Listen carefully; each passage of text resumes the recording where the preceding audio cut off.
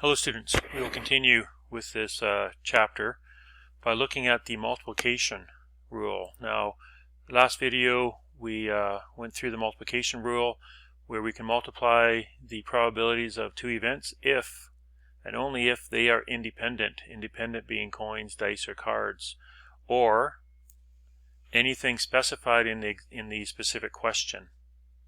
So let's look at a couple examples here. We have the first one, what's the probability of rolling two sixes with two dice? So basically, the probability of one dice rolling a 6 is 1 out of 6. The probability of the second dice being a 6 is also 1 out of 6. So this will be written as the probability of A and B occurring is the probability of A times the probability of B. So 1 out of 6 times 1 out of 6 would be 1 out of 36. Second example, probability of a hot day is 0.5. So let's just label hot as event A. So the probability of event A would be 0.5. And the probability of a clear day we will denote as event B, with that probability being 0.8. So what's the probability of a hot and clear day? So and is a key word for multiplication. So let's change colors here. So the probability of a hot and clear day, 0.5 times 0.8 equals 0.4.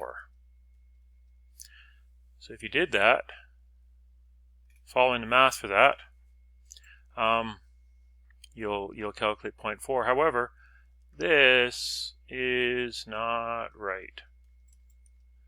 It's not right because this question does not state that they are independent.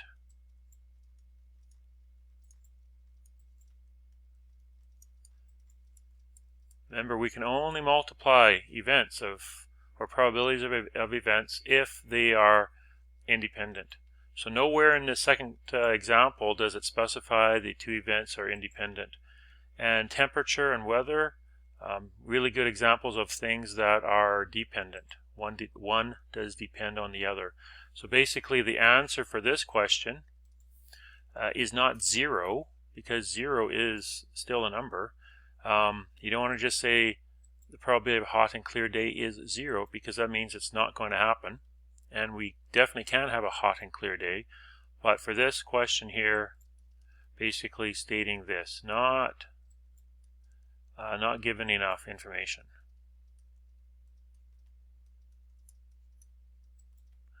So let's write that down there. Not given enough information. We need to know something about some other probability has to be given to us. In terms of not having enough information, that leads us to this next and last part of this chapter is something that's called conditional probability.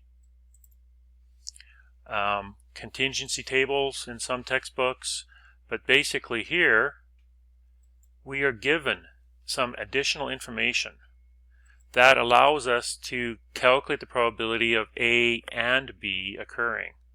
So this is what we needed in the last example with the weather. Conditional probability or given probability is denoted by this symbol here.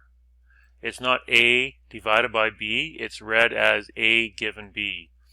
So the probability of A given B is the probability of A and B occurring over B. We can also rearrange that or write it this way. The probability of the probability of B given A is equal to, the top would be the same, the probability of A and B, but the bottom is always the given number. So it's not rewritten to be the same, it's just we can write it to denote whatever information we are given. So this can be arranged to be written down here. So this is the extra information that we would need to have solved that previous question about the hot and clear day. So this is still the probability of A and B occurring is the probability of A given B times the probability of B. So we can look at an example. Helps us illustrate what we mean by conditional probability. So we have this candy table. This is based on from your course package on page 47. What we want to do here is calculate the total probabilities for each of the colors and the totals for each type of candy. So we have 14 red candies, 6 yellow, and 5 green candies. Here we have 12 M&Ms and 13 Smarties. Total of 25 candies. Some are red, yellow, green, some are M&Ms, and some are Smarties. What this allows us to do is calculate the probabilities of randomly selecting a candy from this candy table or from this candy bowl. These numbers here, if we were to change them to probabilities, this would be a marginal probability, a marginal number.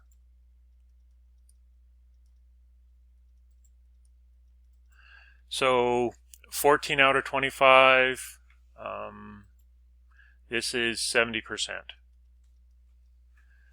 These numbers up here could be or are referred to as a joint probability, and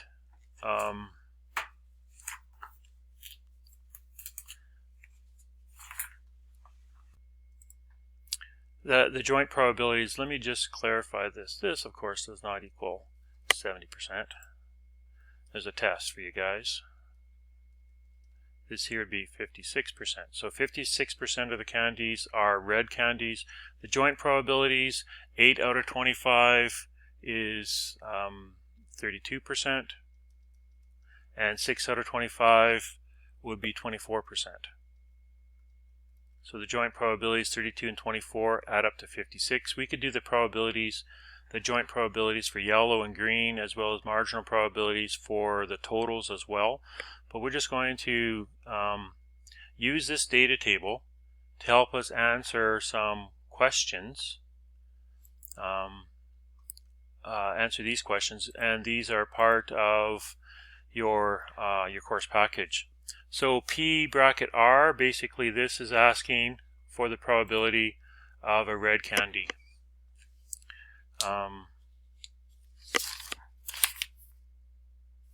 So we know that there's 14 red candies out of 25. You know, this gives us 56%. You can keep it as that fraction. Probability of M being M&Ms, 12 out of 25. The probability of R, and that symbol meaning and, this is basically found in the table.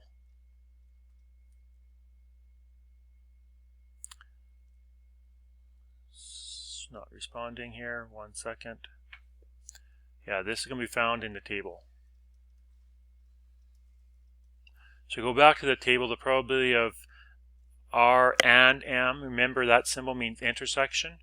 So let's take a look at the probability of a red candy and an M&M candy. So here we would have this right in here. Red candy and an M&M candy. So at the intersection of the two characteristics, red and M&M. So 8 out of 25.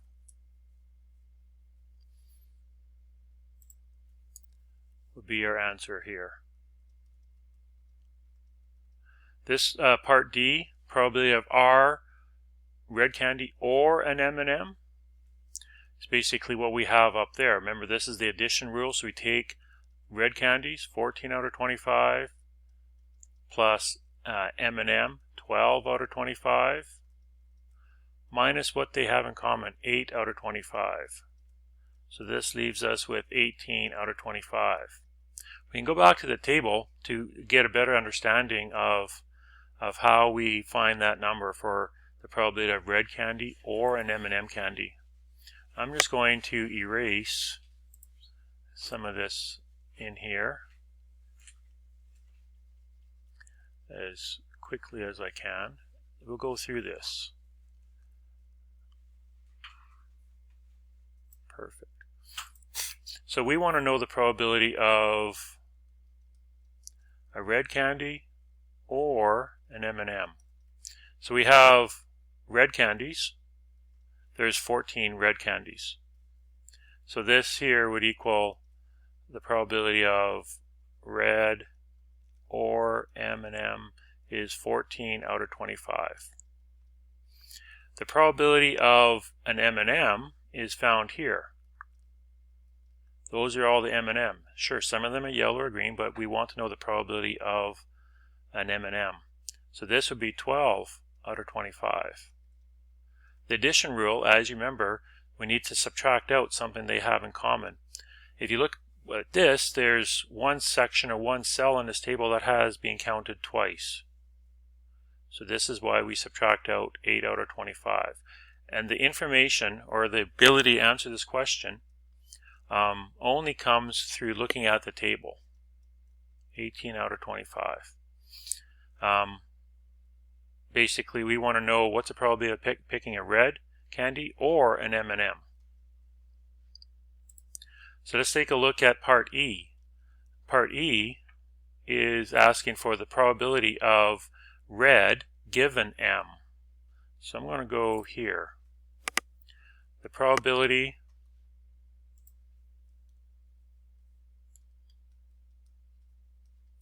of red given M.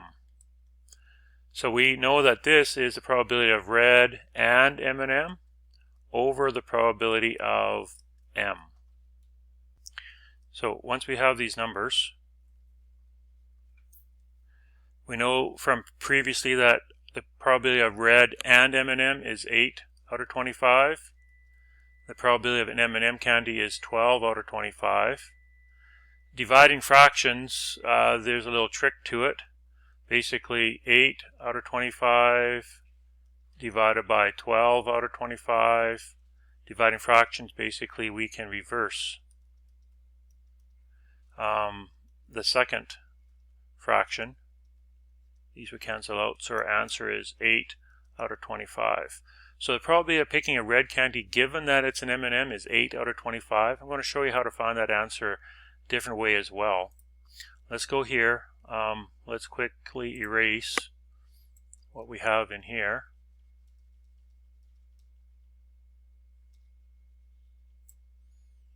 And let's look at the probability of, we are looking at the probability of R given M. So we know that it's a M&M. That's the given part. So we can basically get rid of all of this. We know there's 12 candies in total, 12 M&Ms, and we want to know the probability of 8 out of 12, or red out of M&Ms.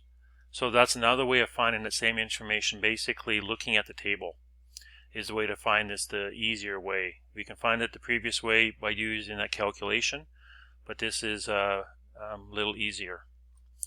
The second question is the reverse of this, M given R.